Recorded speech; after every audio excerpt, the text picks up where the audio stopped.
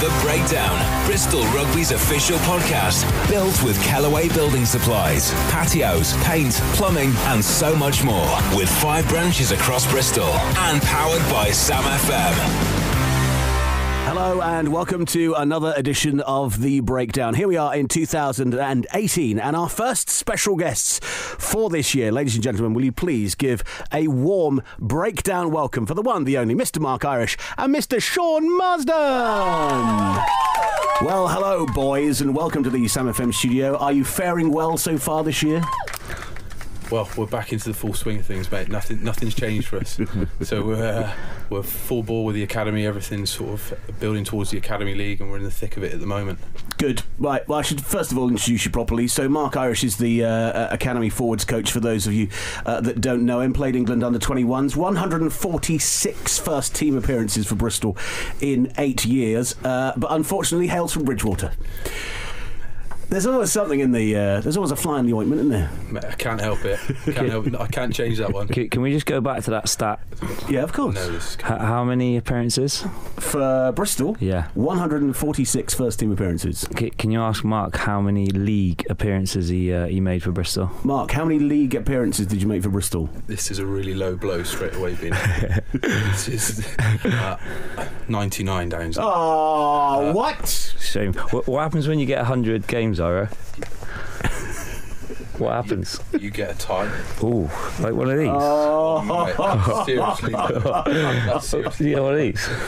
That's a low blow. I haven't got one of those. Oh, right. Oh, yeah, it's got a little centenary. Little C on the bottom symbolising 100 games. That is a low... That's so early in the poll. Very early. Yeah, it's a bit early. Sorry about that one. Sorry.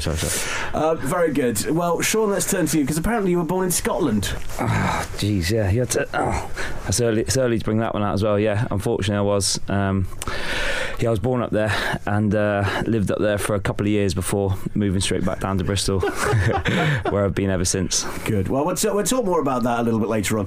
We've got the fun and games of the pod today. Let me tell you that other things on this edition of The Breakdown include Mr. Sam Jeffries choosing the soundtrack to his life. He's tall and in, that boy. Very. Any ideas on his music choice? Is it going to be good? I reckon it'll be something from our generation. Really? Okay. Yeah. He could shock us, though. Yeah, he could. Could shock us. Maybe like The Doors or a bit of... He's an intelligent bloke as well, isn't he? A bit of Bruce Springsteen or something like that, I reckon. Look forward to that a bit later. Jack O'Connell is answering the 10 questions that we ask everyone. Love a bit of Jock action, and we'll ask you some of the questions that we'll be asking Jock as well. Plus, not only that, Siani Tonga-Weir and Ross McMillan are going head-to-head in a quiz of the season so far. Who do you think is going to come out on top there? Tonga-Weir. You reckon? Yeah. I'll go with Ross. Yeah. All still to come on the podcast for January. This is The Breakdown, the official podcast of Bristol Rugby. But first of all, let's check out the top try action from the last month. The Breakdown, Bristol Rugby's official podcast, powered by Sam FM. Roger Williams changes direction and finds Vui on the inside. Vui will touch down for the first try of the evening. 5-0 to Bristol. Really nicely for Bristol. Leua inside to Jordan Williams. Can he find the pass again? It's 2CPC will run in under the post this time. And it's out to Jordan Williams. Can he get the pass away? Yes, he can. To Leua. And he touches down for the third try of the evening. Brilliant work there from Jordan Williams and the back line. And Bristol are on the ascendancy now. Here come Bristol on the attack, and it's with Madigan. He manages just to fling it out to 2CPC. They had numbers over here on this right-hand side, but they failed to capitalise. But the break is made by the number 8, Jack Lamb, stalwart for Bristol Rugby. It was a lovely little dink pass inside from Ian Madigan yet again. Oh, Dan Thomas, they got numbers out here on the left-hand side. It's Callum Sheedy onto Piatow, and then the speedster, Matt Prothero. Can he make it all the way to the corner? Yes, he can. Of course he can. Runs in for another try. It's raining tries at Ashton Gate. The Breakdown. And don't forget, of course, Sam FM at every Bristol Rugby home game throughout the season, and you can tune in on 106.5 FM online and on your mobile, as Toby and I are there for all of the action. Now then, a man with a head bolder than mine is our Slick. He's been around for a few years, isn't he, Slick? Yeah, he has. Yeah, his lad's actually interning at the minute with the analyst guys. Oh really? Callum, yeah, he's a top boy. Yeah, he's got more hair than Slick. A lot more hair than Slick. Well, let's get him in and do the big five for this month.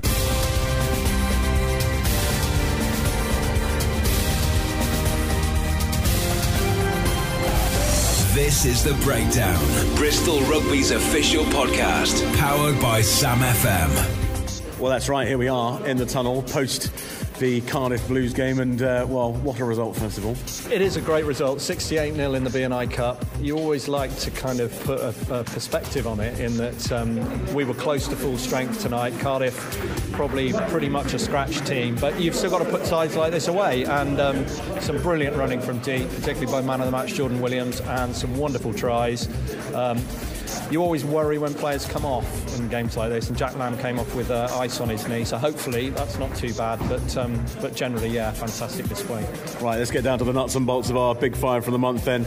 And at 5, we've got some big names coming back from injury. Yeah, Joe Latter and Nick Haining, neither of whom have featured much this season, but Latter came in last week for the B&I visit to Doncaster and took some brilliant line-out ball, looked really good. Nick Haining scored a couple of tries this week, scored a try last week, just adds to the riches in the back row. And a game like tonight, the B&I Cup, meant that those players could kind of be shuffled around in position, show the versatility of them, so standing us in good stead going into the kind of pointy end of the season, as it were. Now we'll get on to some big name signings on the way for signed up Saturday that we know about, but some extensions and some contracts for a couple of our favourites. It's always really good to see, you know, the kind of really solid members of the squad who maybe aren't the stars signing up again for Bristol Rugby. Will Hurrell came in a couple of seasons ago when we got promoted and did a really fine, solid job. He's been rewarded with a new contract, and of course Jack Tubby, who's been here since he was about 5.5. Was it just new contracts for anybody with ginger hair? I don't know. Is there anybody else in the squad? I haven't been looking, but you know, no. In all seriousness, Tubbs is an absolute solid bloke, Bristol through and through, and that's really fantastic to see that he's been rewarded for all his efforts. Never, you know, less than 100% when he pulls on a Bristol shirt. Now, as you know, we got Beanie and Iro in the studio with us, but there's been some brilliant contract extensions for the academy boys as well. Yeah, I mean, we've talked earlier on the podcast, Downsy, about the fact that Pat's been encouraging the academy players to come through and play in the United games, in the A-League games, in the B&I Cup games, and extensions for the likes of James Dunn, Will Capon, Charlie Powell and Aaron Chapman. Just a shame that Aaron actually snapped his Achilles last week, but these players have come through from the academy and are doing a fantastic job playing for the academy and in the first team, and it's that succession planning that we want to see, you know, that Bristol will be well served with brilliant players in the years to come. Great stuff, but the big names, the big announcements, well, what do you think? It's fantastic. I mean, people have been talking about this. As I was walking up the touchline tonight to read out the team, somebody went, "Do you know who's on Signed Up Saturday?" And of course, we're doing this on the Friday before Signed Up Saturday, so we know who the names are. But you have to keep these things under your hat until, you know, it's all announced on the website on the Saturday. But great to see that the likes of John Afoa, who everybody's been talking about all season, has signed. Jan Thomas, who's a Bristol boy through and through, went to Ashton Park School.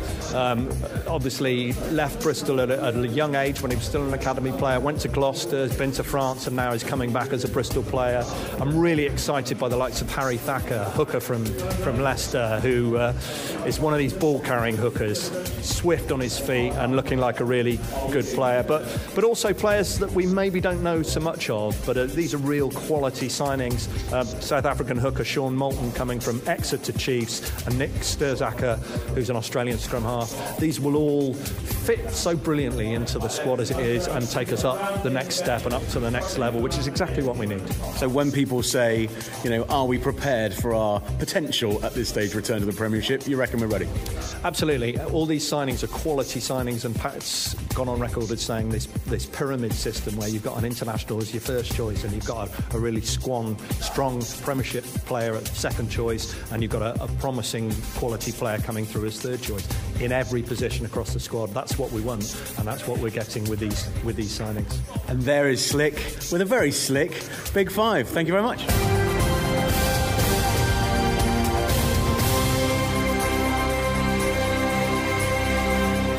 You're listening to The Breakdown. It's the official podcast of Bristol Rugby. Joining me in the studio, it's Iro and Beanie. We should talk about that, actually. I'll remind myself in our big chat to talk about the Beanie thing. If it's what I think it is, that's kind of cool. It probably is. But first, it is time to check out the soundtrack of Somebody's Life. And this time around, it's Sam Jeffries. The Breakdown, Bristol Rugby's official podcast, powered by Sam FM. Is it official? Are you the tallest Bristol Rugby player? No, Joe Batley. Oh. Yeah, he pips me to that. I think he's just 6'7", and I like to call myself 6'6", but I'm really 6'5.5". So how long has the deliberation been for these 5 songs? It took some head scratching last night. I thought I'd pick the ones which have a bit more of a story to them anyway.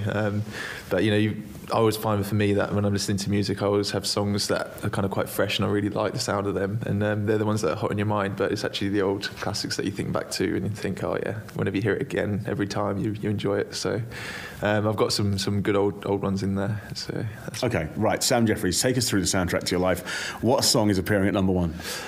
So for me, this has got to be the first song that I ever bought on CD. I think everyone thinks back to that time when they hear a song, and everyone's got their own taste in music, and it's that first song that they hear and they think, oh, I really like that, and that's kind of getting that independence of choice. So it's Can't Stop by the Red Hot Chili Peppers, which came out on the album By the Way, which was must have been around 2000, so I think I was probably around 7 or 8, something like that.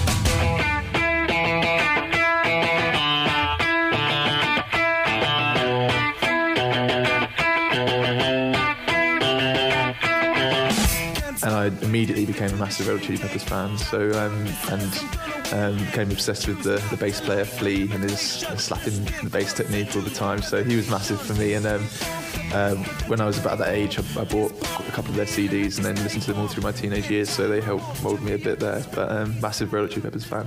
We've done the Chili's. Where do we go now? So I was pretty inspired by it and actually played bass at school. So I was in a couple of bands. And one of the first songs we performed live at a gig was I Bet That You Look Good on the Dance Floor by the Arctic Monkeys. Well, I bet that you look good on the dance floor. I don't know if you're looking for romance, or I don't know what you're looking for. I said I bet that you look good on the dance floor. Dancing to electro pop like a robot from 1984. From 1984. So I used to play bass in a band we were called the Saudi Pelicans, taking the mick out of the Arctic Monkeys name, and we used to play to this track quite a lot. So that's the second choice. Nice, very good. Okay, I was in a band at school called Adolescent Depression. We were a Green Day covers band. It was desperately awful. Right, song number 3.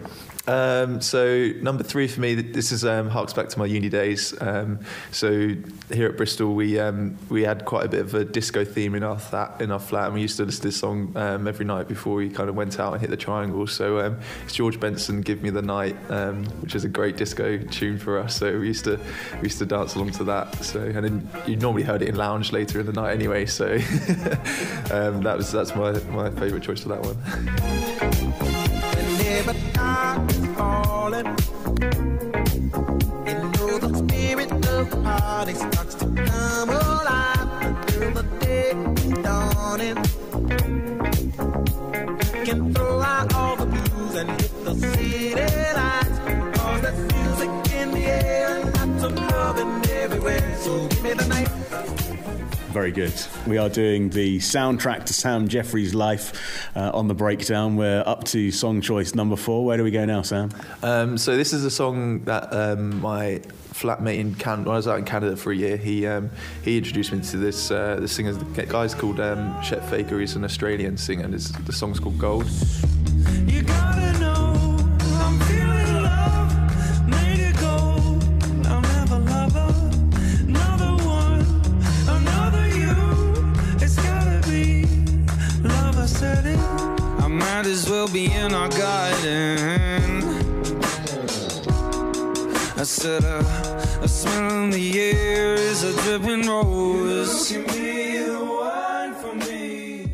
and it just kind of brings back memories for me all the time with nostalgia of being out in Canada. I was in Vancouver, which is a gorgeous place, and this song kind of really fits the theme and mood for that city. So yeah, it's a really, really cool tune and always brings back good memories for me.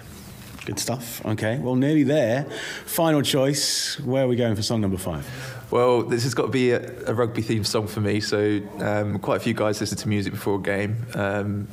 Varying degrees of angriness in the music or the theme of it. A lot of people like grime or metal or rap, but for me, I just quite like the songs that have got kind of relentless beat to it or relentless bass line that kind of makes me think, you keep going, keep going, keep going. And the song Stylo by Gorillaz, which has kind of got this repetitive good beat going to it, high tempo, and just makes me thinking, just getting my rhythm going before a game, get my head going. So that's one of the songs that just kind of, it picks me up just before we head out for a game. Oh, Stylo, go for blossom in your soul. When you know your heart is light, electric is the love. That's the bass player in you, isn't it? It is, yeah, it is, definitely. Now, of all of those 5, if you could only pick one to save from the fire, which one would it be? That's a tough question. I think I'd have to hark back to 7-year-old me hearing Can't Stop for the very first time and having my mind blown by it. So I think that would be my favourite. Yeah, Can't Stop by the Red Hot Chili Peppers. Sam Jeffries, thank you for sharing the soundtrack to your life. No worries. The Breakdown. Give us Sam Jeffries in 3 words, then. Sum our Sam up. Intelligent. Impressive. An athlete. There you go. Praise indeed. I think you'll like that. Still to come then, we've got the big head-to-head quiz. Suwani Tongawiya and Ross McMillan go head-to-head. But first of all, we continue, and now it is time for Jack O'Connell to answer the 10 questions that we ask everyone. 10 questions we ask everyone. Name. Jack O'Connell. Age. 27. Hometown. Brussels, Winchester, Baton Rouge, Louisiana, Dublin and Bristol. Occupation. Pro. What is your proudest sporting moment? Winning on the 20s, Irish 20s, winning Six Nations was great. And one that really stands out is getting promoted a couple of years back and being on the pitch with all the fans. That was awesome. Whose life would you like to live for a day? Chris Hemsworth. Who's your sporting hero? Keith Wood. Just a hell of a player, and he seemed like he had a good time as well playing. What's your karaoke song? Wild Rover by the Dubliners. What is your most treasured possession? My PlayStation. What is your most embarrassing sporting moment? About 5 years ago, came on about 75th minute, and as I was coming on, the video ref was doing his review, and he sent off the player that I was coming on for, so I ran the whole way across the field, and he showed me a yellow card, and I ran back off again. If we came for dinner, what would you cook us? Spaghetti bolognese, standard. I've got a few twists to it though. A bit of pesto, a bit of chorizo, that's good. If you weren't a sportsman, what would you be? I'm studying law at the moment, so I say a lawyer. What is your number one pet hate? Lateness. I hate when people are late. What is the best thing about Bristol Rugby? I think it has to be Tom Tayton, media manager. I know he's standing in the room with us, but he's just a bright little ray of sunshine every day. 10 questions we ask everyone. Sam FM. You're listening to The Breakdown. It's Downsy here in the Sam FM studio. The Breakdown is the official podcast of Bristol Rugby, and we've got Iro and Beanie here in the studio. It is our Academy special, time for us to have a chat now. It must be amazing to have grown up in this area, to have played, in several spurts for your home club. That must be amazing. Yeah, it's obviously really nice to actually come back and coach at the club as well. So for me to have spent the majority of my career here, and the opportunity to come back and be part of the club moving forward has been been excellent, really. I've got a little game for you here. So what I'm going to do is, in turn, I'm going to ask you who would be your first call if we were in a certain situation, okay? Now, you can pick from any of the boys. You can pick from the first team, you can pick for ACAD, you can pick whoever you'd like. And it's the first person you call, and Beanie will start with you. Okay. The first person you would call in a crisis.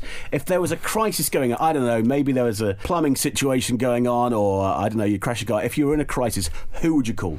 Jack Tubby. Jack Tubby? I'll explain my reasons Go why. on. Because when I was at the club a long time ago, and Jack was just coming through the academy, he was known as the survivor. Oh, really? Because he never had any ways or means to get anywhere or do anything, but he always used to be there, just on time. You'd often see him walking along the dual carriageway about 3 miles away from training with his rucksack on, and he'd have about 3 minutes to get there, and you'd drive there, not pick him up obviously, you'd drive there, and then he'd walk through the door, boosh, just as the clock, just in the right time. Ta-da. So he's the ultimate survivor. Very good. Tubbs, great skill to have. Iro, if you were after some relationship advice, who would you go to for relationship advice? I could tell you who I wouldn't go to. Yeah, that's just as good. Yeah, probably Andy Wren. Right. Yeah, I'd avoid that one. There's sort of a call for a campaign for a girlfriend for Andy. He's not so good with the ladies now. Well, He's I think I can say this because I'm a receder myself, but he's just his hair's going back at a rate of knots. Really?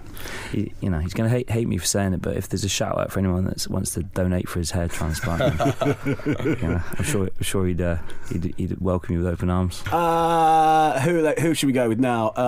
Let's have a look at, if you're having a style dilemma, Beanie, who would you who's the king of fashion at Bristol Rugby? Does it have to be one, or can I have two? No, you go two, yeah. Definitely. This is a quick one. Ryan Edwards and Jack Wallace. Really? Two backs. Two of the coolest blokes around. Definitely. Is this a divide? You're picking your own guys? Yeah, didn't pick any forwards, eh? Yeah, it's true. No, those two scrub up pretty well, to be fair. Okay, right. Good. Iro, if you needed food recommendations. Sony Falatau. Right. Or Sione Tongaweer. Really? Those boys know food. Yeah. By the bucket load, I would have thought. Okay, last couple then. If you needed technical advice, who's always on their devices or gamers or... Tommy Hagen from the academy. Yeah. Tommy Hagen's been known to put in over half a day on his PS4. Oh, really? Yeah, he can do over 12 hours in one shift apparently. So. Oh, goodness me. No, too much for me. And finally, Iro, if you wanted to go on a big boys' night out, who's the party animal? Who's the party organiser? Who whips it all up? Who gets everybody on the WhatsApp group going? Oh, someone like Joycey. Yeah. Especially in Bristol, somebody who knows a few haunts to go to. Let's talk about the academy itself, and in the new Pat Lam era, how important the academy has become, because it's very much integrated now, isn't it, into the system? Yeah. I think you've hit the nail on the head.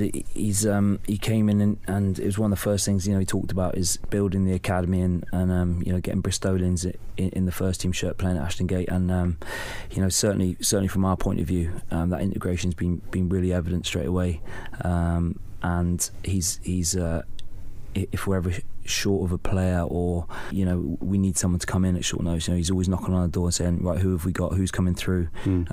He expresses a big interest in all the young lads, even the under 18 guys that he wants to know who they are, he wants to know how they're playing. His lads obviously at Colston, so he's actually been to watch a few games, school games where our academy players have been playing, and like I said, it's great. He wants them to be involved. If they come and watch training, they're soon on the field with their boots on. He's chucked him in, and he wants to give him that experience. And we've seen with Charlie Power and Will Capon this year, like guys still at school that have played first team rugby, this season, and it bodes well for the future. And it must give the lads something to aim for as well. If they think that playing for the academy means that it is a route through to the first team, that must be incredibly encouraging. I think a good thing for us this year is for each game we've done shirt presentations, so for each academy game, and we've had this for our first game against Bath. James Dunn came and did the shirt presentation to the lads, and he said, like last year I was in your shoes, I was sat in this change room, this year I've been contracted. It just shows a progression in what we're doing. Pat Pat's come in and spoken to the boys and said how important you are to the club moving forward, and it brings a good buzz around the place with guys seeing progressions of young lads getting the opportunity, like Beanie mentioned Will and Charlie. For other guys, they're thinking, I want a piece of that.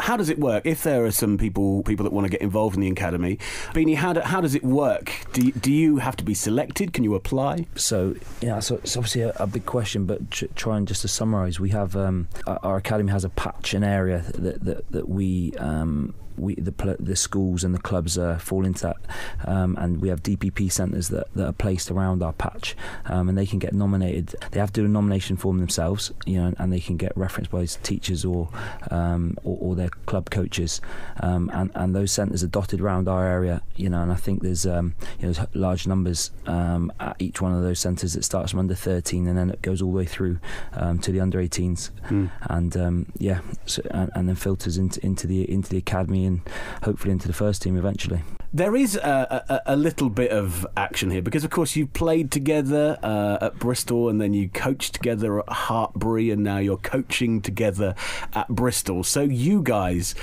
must be pretty cool friends. You must hang out together. Do you ever get fed up with each other? Yes. Speechless. Yes. Speechless. Yeah. If my phone rings and it's Sean, my wife refers to him as your other girlfriend. Oh, really? Yeah. So it's one of those. I think my kids like Iro better than they like me. Yeah. Oh, no. They're always pretty chuffed to speak to him. Is it? Yeah, Big Iro. Oh. Yeah, or Big Steve as they call him for some reason. Big Steve. Yeah. Unknown reason. I have no idea why. Is it a bit like Ant and Dec? Because you're there, so do you all stand on the same sides of each other? That kind of thing? Not really. No, I wouldn't say so. Yeah, I wouldn't say there's an obvious good cop, bad cop. I think there's a mutual appreciation. We have regular fallout, so there's always something. Yeah, we're at a place where we can be honest with each other. Oh, okay. And is that sort of, if you had an opinion, I know you forwards and backs, but if you had an opinion on each other's unit, would you give it? Yeah. He quite often gives me his opinion on how it should be run. And what are we doing off that scrum? So yeah. In general, yeah. Just bend down and push straight. Just win the ball really nicely. I love it. In terms of sort of going away and that sort of stuff, were you always roomies? Were you naturally friends as well, or has the universe sort of put you together? Beanie's a sleepwalker, so I had no interest in sharing a room with him. Really? Yeah. Sleepwalker? Yeah, I am actually. Has that got you in trouble? I've woken up naked in a few hotel corridor rooms. Really? Yeah, genuinely, yeah. Yeah, I'm always worse when I'm away from home. Goodness me. Yeah. Which is a struggle when you're a rugby player, right? Yeah, right. You go away a lot. I can remember one incident with Andrew Higgins. I'm not sure if you remember him. He used to play for Bristol, and we were rooming once together. And in the middle of the night, out of nowhere, he woke up to me just over him screaming in his face. It was the night before a big game. I'm pretty sure I was 24th man, and he was starting as well. So he did appreciate that he was getting woken up. Yeah, but no, I've curbed it a little bit. But no, certainly I used to do it a lot when I was younger. Goodness me. And so, do you know? Can you remember afterwards what you've done? No, I often wake up at a window, like looking out of a window, or in a corridor, or opening a door, something like that. Yeah. Bizarre. That explains why Sean's around my house a lot. Bizarre. Very good. We're going to move on to our show and tell section. And what I ask the gents to do is bringing an item that means something to them, that's important to them, that they explain to us all about it. So, Iro, let's start with you if we can. So, mine is a photograph which I carry in my kit bag. So it's a photo that I've carried for the last couple of years, and it's our first hold, mine and Claire's, of our little boy Reggie.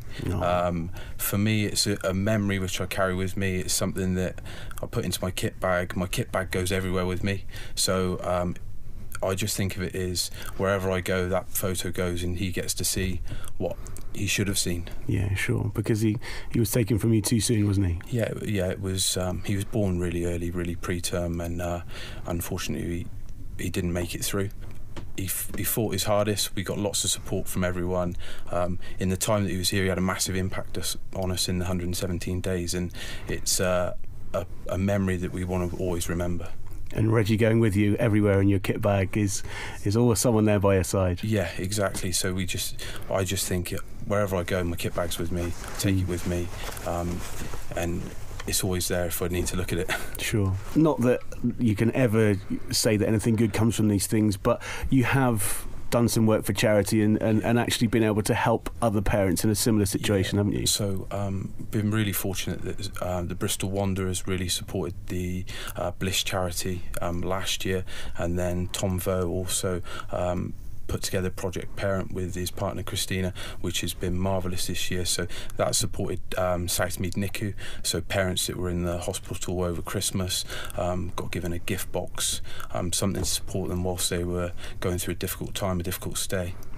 Thanks so much for sharing with us. No problem. Okay, Beanie, what you got? I think just following on from that a little bit, because I've actually got a picture of my kids as well, and we were, myself and my wife were lucky enough to meet Reggie on a number of occasions whilst he's in hospital, but Ira and Claire invited us in to see him, and you know, it was we were pretty privileged to see him, and my kids actually got the chance to meet him as well, so it was special, and you know, I think just following on from that, you know, how those guys dealt with that situation was unbelievable, you know, and you know, I think you know, my kids are obviously a big part of my life, and I tried to think of someone outside of rugby that I could bring in that'd be cool, but I'm either coaching rugby, talking about rugby, or seeing my kids, so that's about it. So what future then? Because of course, you know, Bristol certainly going places, and as you say, Pat is integrated into, you know, the academy. I'm not going to put you on the spot and go who's going to be the stars of the future, but it must be really satisfying for you boys, you know, to see that this process is coming through. Yeah, there's no better feeling in those B&I Cup games that we had to see some of the young lads getting the opportunity. It shows that not just the work that we do as academy coaches, but from the DPPs all the way through. So Will and Charlie have come all the way through the academy process. So it's great to see those guys getting the opportunity to play, and there's been a lot of work that's gone into those guys.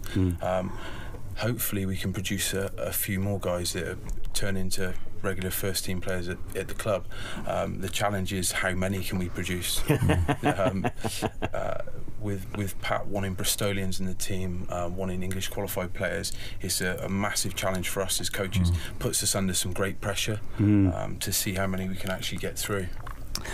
Yeah, I think Ira's hit the nail on the head. I think we've said the Academy League, it started in December and it runs through this period, and it comes at just the right time. You know, it's such an exciting time, and you know, you're thinking in your head, you know, and you're giving the message to the boys, you know, just go out there, express yourself, develop, you know, and the ultimate goal is to be running out like Andy Wren, like Jack Tubby, like Joe Joyce in a Bristol shirt in the future, and it's within their grasp. They see people like Danny and you know, the lads that we've spoken about that have recently been just where they are, and yeah, we've just got to create that environment where they're developing as much as they can. They can ask as many questions as they can, you know, and take full advantage of everything that's around them.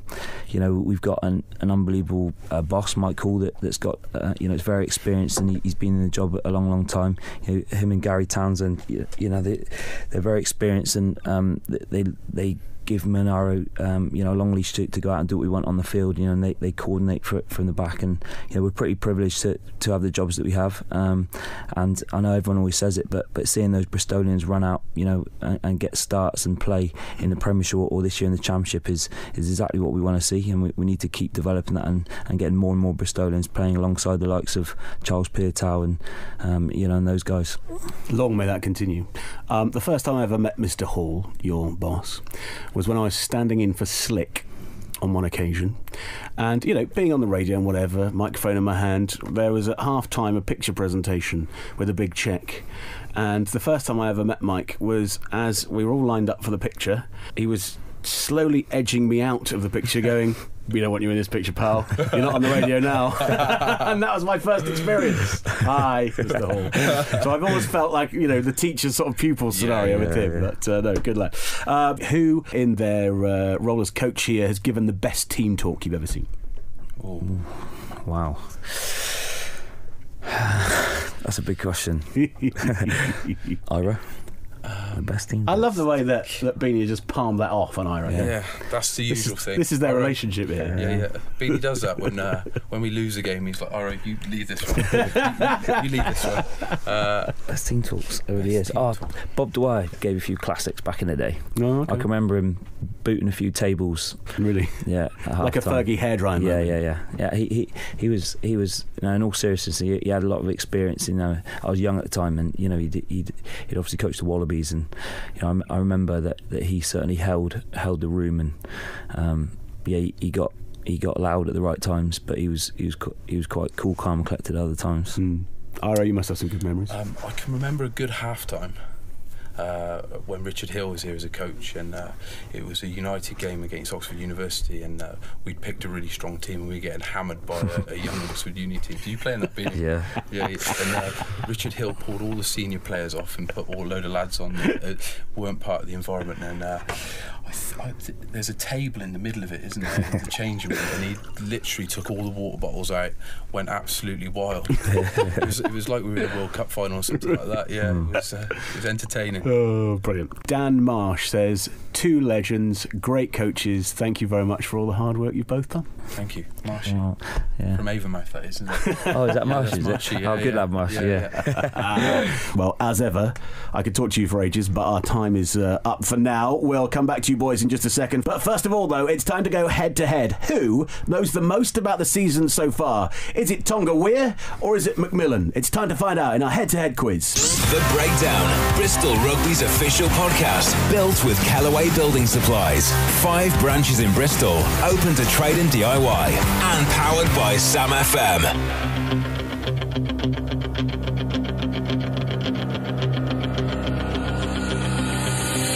Welcome to the heart of Bristol Rugby. We are here at the training base and we are about to do the head-to-head quiz, which is a head-to-head quiz of the season so far. So our players will first of all introduce themselves. Sir, what is your name and where do you come from? Swani Tongawiha. I come from a small island called Tonga. Lovely. Contestant number 2, what is your name and where do you come from? I'm Ross McMillan and I'm from a small place in Derbyshire called Bolsover. Oh, lovely. For this quiz, you need to be able to alert me to the fact that you know the answer, so you need a buzzer. What will your buzzer be, Swani? What will your buzzer be, Ross? Bold. Lovely. Question number 1. Who scored Bristol's opening try of the season? Oh, and that was Swani. Luke Monroe. We've just done Correct. Correct. 1-0 to the Tongawiha. Question number 2. Who captained the side in the away win over the Cornish Pirates? Swani. Steve Latour. I can pass it over. Bonus point. No, I know it is now. Come back. And time is out. Go on. Joe Ladder. It was Joe Ladder, you're right, but no points. 1-0 still. The entire starting back row touchdown at Goldington Road against Bedford. Can you name all 3? Bold. Yes. Sam Jeffries. Yes. Dan Thomas. Yes. And Jordan Crane. Oh, no. Absolutely not. Jack Lamb. Jack Lamb. Right, fingers back on buzzers. 2 players were yellow carded in the home win over Ealing. Who were they? No one. Well, for half a point then, Swanee. Oh, okay. Playing with that, Jack O'Connell. No. Time's out. Max Crompton and Nicky Thomas. Who scored twice on his competitive debut versus Cardiff?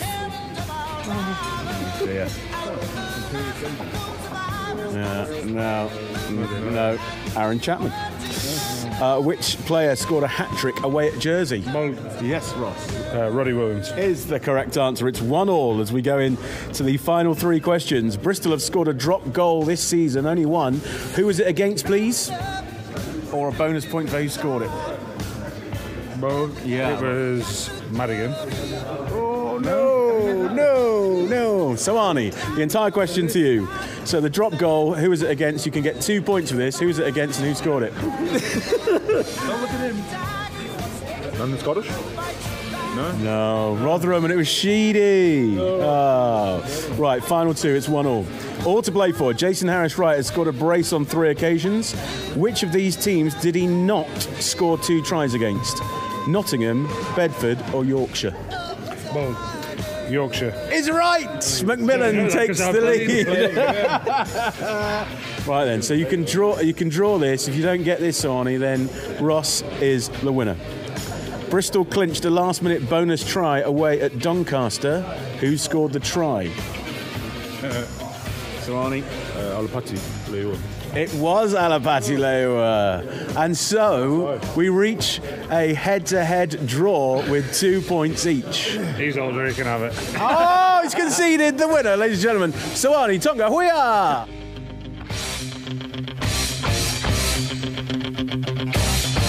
The Breakdown.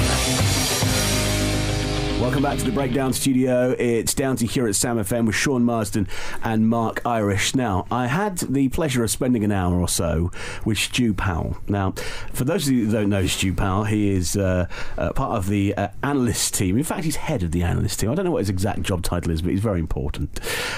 So I got to spend an hour with him, and just give us a quick word on how important analysis is in today's game. Stu's an important part of the whole setup, so he would do all the pre-match, post-match analysis. He'd work with his team to pull all the video camera angles together from our games, from external games, and then would be of an assistance to the coaches, so to put his thoughts on what he's seen and project how we would possibly play against different opposition. So he's an essential part of the team. Yeah, massively. 100%. Yeah, he's such a great guy, and he takes such pride in his work. He's been at the club a long time now, and he obviously works with the first team, but he's always looking to help us with the teams that we lead in the A League or the BNI, or if it's the under 18s. Like, he's always there to lend a hand, and he takes, like I said, massive pride in his work, and he really enjoys that side of it of looking at the opportunities that we can create again, from the analysis that he's done on from the opposition or countering their threats of how we should defend against teams. Okay, let's find out more about his role when Downsy met Stu. So Stewie, we meet, I see you setting things up, there's a lot of laptops involved, but after that I don't know really what happens. So what happens next? Does anyone? Well, it's one of those. I've got a good team working for me at the moment. There's three of us that are working full time. I like to say we work hard. Obviously, hopefully the coaches back that up as well with the work that we do. Pretty much entails through the three key areas really, in process of preview, match day, and then review, and it's a complete cycle as we go through the season. Each game we take, say, 100% efforts as the season goes through. There's obviously some highs and lows, and they do tend to sort of roll into one, but so 100% effort, which keep going and keep providing for the coaches. So these days there is no doubt that any professional team that play at a certain level will have an analyst department, and you will study not only your team and how you can improve, but also the opposition too? Yeah, correct. So as I say, going through the process of preview, match day review, so previewing obviously everything related to the opposition, so we'll go through numerous games through recent weeks, games that they previously played against us. And then it's a matter of looking, sort of going down through all the set piece, all the phase play, restarts, first phase, any points of interest that we might get from them. It's almost creating a little preview in ourselves. I'll then present so almost a week ahead to the coaches. So any key points, the bullet points I'll put up on the screen, any key clips we want to go through. Coaches look through their stuff themselves and just try and marry it up really. And then that relates to our preview going into the players, gives the players a good insight. They do with their own research. There's computers ready for them upstairs in the analysis suite, and all in all, then it's a good process going into the match day, which is the next stage then. So, for example, if you're playing a certain team, they've got a certain player that always does a certain thing, you'll spot that, and then his oppo on our team, you can prepare for that. Yeah. So, in terms of individuals, we tend to leave them look at their opposition number. We don't want to get too bogged down in the actual individual themselves. It's more obviously a team game. So the main thing is we want to just pick up the bigger picture stuff. Any bits of detail, then we can have one-to-ones with players. So it keeps the players fresh. It keeps the messages straight to the point really when the previews go out to the players. And then of course reviewing performance. And if somebody's had a mare, we're going to find out because it's all recorded, of course. So tell us a little bit about the technology, because all the players have GPS, so they're monitored, and of course you've got cameras everywhere, and a drone that you fly. Yeah, that's it, the infamous drone. So the GPS, we've got members of the department which obviously go through all that data, both training and through match day. But from our point of view, we've got a set 4 angles which we have for home match days. A bit difficult for away because you never know with the grounds and obviously conditions, things like that, what we'll be able to actually use. And yeah, everything, because it's all about the bigger picture in terms of performance, and the drone sort of takes care of that. Really, it's an amazing piece of equipment, and it's pretty much used for 95% of all the reviews. Every single training session gets reviewed. It's a perfect opportunity. Every single session is a good opportunity for learning, and that takes that into the match then. So essentially, Stu, you're like the linchpin in the middle of everything, and you can give advice to almost everybody. I like to think so, but whether they take note is another thing. It's I try, as I say, whatever I can offer that's the most important thing. As long as it's better for it's for the best of the team. That's all I can ask for, really. And as I say, I've got a good team that work with me, and we give our all, and long may it continue, and hopefully we get the success. And the future, of course, because technology changes all of the time, I'm guessing there must be things that you can look at to improve your department as you go on in terms of technology. Yeah, it's always trying to it's a couple of things really. So just trying to keep on top of things, speaking to our analysts. We tend to got our own little group which we chat. Anything that they see or anything that might be beneficial, we're not like that. We don't keep things close. We try and share as much as we can in terms of technology-wise. And yeah, so it's just a matter of just trying to keep on top of things, justifying things that we need. If it's going to be beneficial for the team, then I'll have that chat. Perfect, Stu. Thanks very much. No worries. Thank you. The Breakdown, Bristol Rugby's official podcast, powered by Sam FM. Should I ask why he's called Carpets?